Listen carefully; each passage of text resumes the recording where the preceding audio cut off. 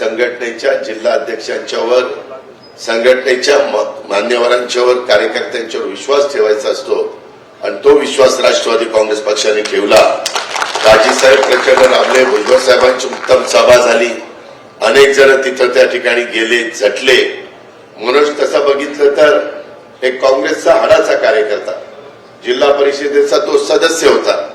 मी बाकीचं पण त्यांचं बॅकग्राऊंड सगळं समजून घेतलं आणि खरोखरीच काही काही कार्यकर्त्यांच्यावर ज्या पक्षामध्ये काम करत असतात तिथं अन्याय होतो, तशा प्रकारे मनोजच्या बाबतीमध्ये घडलं आणि मनोजनी मनापासून तिथं स्वतःचं पाठीमागचं असणारी काम आणि राष्ट्रवादी काँग्रेस पक्ष आणि एकंदरीत आपण महायुतीच्या सरकारच्या माध्यमातून गेल्या अर्थसंकल्पाच्या नंतर केलेल्या योजना, त्याही गोष्टीचा फायदा आपल्याला सगळ्यांना झाला। आता परवाच आम्ही सगळेजण, काही जण 12 तारखेला आदरणीय पवार साहेबांना शुभेच्छा देण्याच्या करता मुंबईला गेलेलो होतो।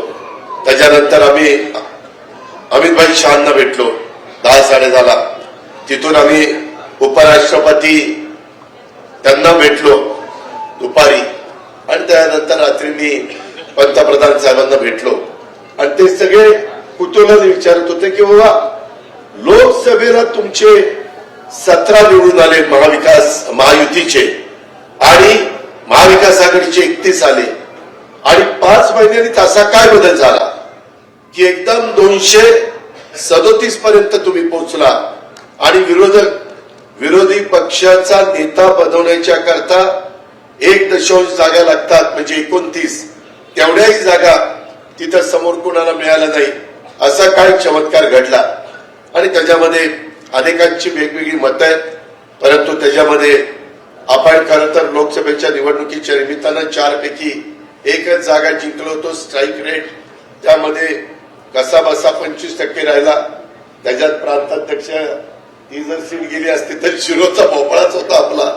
आम्ही त्यांना म्हणायचो बाबा तुमची तरी सीट काढा, ते मला म्हणू शकत नव्हते बारामतीची काढा मग मी काढतो, मला कशी म्हणतील, मी म्हणायचं नाही तुमची काढा आणि त्या पद्धतीनं त्यांची रायगडची सीट निघाली आणि म्हणून आपल्याला काही कमी थोडं तरी एक चेहरा दाखवायला जागा शिल्लक राहिली। 25% आपल्या स्ट्राईक रेट राहिला, पण म्हणतात ना अपयशाने खचून जायचं नसतं आणि जिंकल्यानंतर हुरळून जायचं नसतं।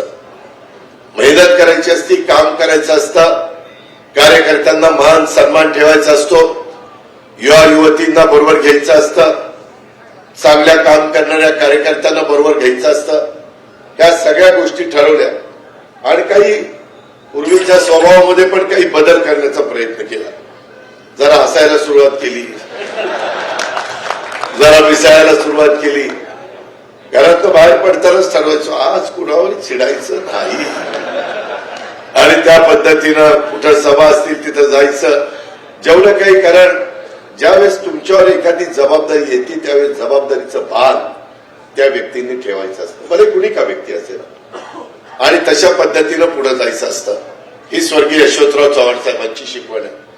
शिवशाहू फुले आंबेडकरांची विचारधारा राष्ट्रवादी काँग्रेस पक्षाच्या कार्यकर्त्यांनो, नेत्यांनो, सहकार्यांनो, आपण कालही त्याच विचारधारेने पुढे चाललो होतो, आजही तीच विचारधारा घेऊन आपण पुढे चाललोय आणि उद्याही तीच विचारधारा ही आपल्याला नेहमीच पुढे देणार आहे। हा कुठेही मनातनं आपण ही शंका घेऊ नका। ही शिवशाहू फुले आंबेडकरांची विचारधाराच महाराष्ट्राला एकसंघ ठेवणारी आहे, जातीय सलोखा निर्माण करणारी आहे, समाजामध्ये एक आपलेपणा निर्माण करणारी आहे। अशा पद्धतीनं वसंतराव नाईक असतील, वसंतदादा पाटील असतील, अनेक दिग्गजांची, डॉक्टर पंजाबराव देशमुख असतील, बऱ्याच मान्यवरांची नावं घेता येतील। त्यांनी पण त्यांच्या कारकिर्दीमध्ये ह्याच विचारधारेनं या विदर्भाला, या महाराष्ट्राला पुढे नेण्याचं काम केलं। हे आपल्याला कदापि विसरता येणार नाही, नाकारता येणार नाही आणि म्हणून राष्ट्रवादी काँग्रेस पक्ष नेहमी त्याच रस्त्याने पुढे जाईल ही खात्री आणि विश्वास मी आपल्याला सगळ्यांना या निमित्तानं देतो।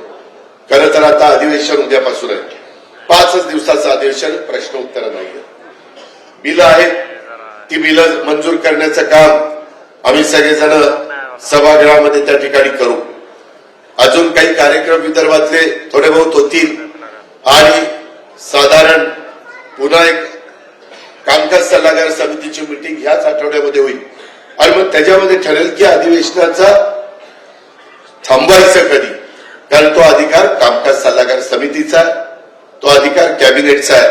त्याच्यावर मी आज काही ती खात्री देऊ शकत नाही.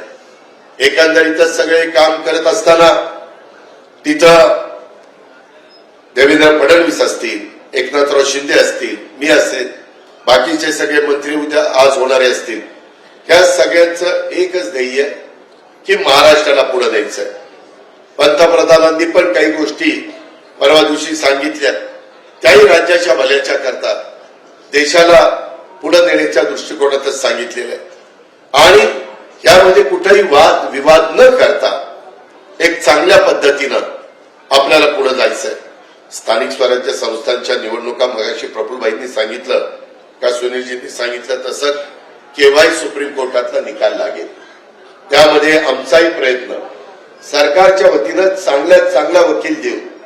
आता बघा उद्याच्या जानेवारीमध्ये 25 साल सुरू झालं तर मित्रांनो 3 वर्ष फेब्रुवारीमध्ये होतील. फेब्रुवारी 22 मध्ये आपला भंडारा, गोंदिया, वाशिम, अकोला आणि तिकडे धुळे, नंदुरबार हे 6 जिल्हे सोडा, पण बाकीच्या सगळ्या जिल्ह्यातल्या निवडणुका 22 मध्ये त्या ठिकाणी व्हायला पाहिजे होत्या. 17 फेब्रुवारीला 2017 फेब्रुवारीला झाल्या त्या 2022 ला व्हायला पाहिजे होत्या. म्हणजे 3 वर्ष आपला कार्यकर्ता, जिल्हा परिषदेचा सदस्य, तालुका पंचायतीचा सदस्य, महानगरपालिका, नगरपालिका, नगरपंचायतीच्या तरी होत आहेत, ह्याच्यापासून वंचित राहिला. सहकार्यातल्या निवडणुका काही हजार संस्थांच्या ह्या देखील पुढे ढकलल्या गेल्या.